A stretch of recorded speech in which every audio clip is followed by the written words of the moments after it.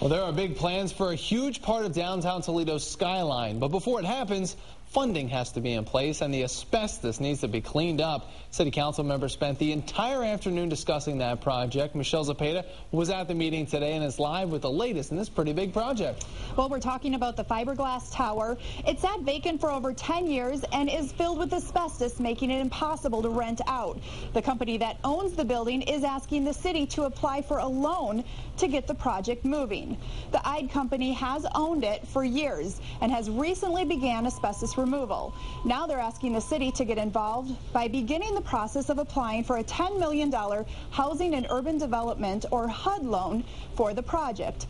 Once complete, the building will be home to hotels, offices, and apartments, and go from being worth $3 million, which it's currently appraised to around $30 million. And the fact that we would be the first lien holder on the property. Once the asbestos is removed from the building, the value goes up, the marketability goes up. It becomes an asset that could be easily sold and turned around, and I think that that's, for me as a real estate person, that's the most positive part of the whole thing. I'm confident in this project. I think it makes a lot of sense. It makes sense for downtown. I think it makes sense for a number of reasons, and I was actually very encouraged by the dialogue between ourselves and city council members.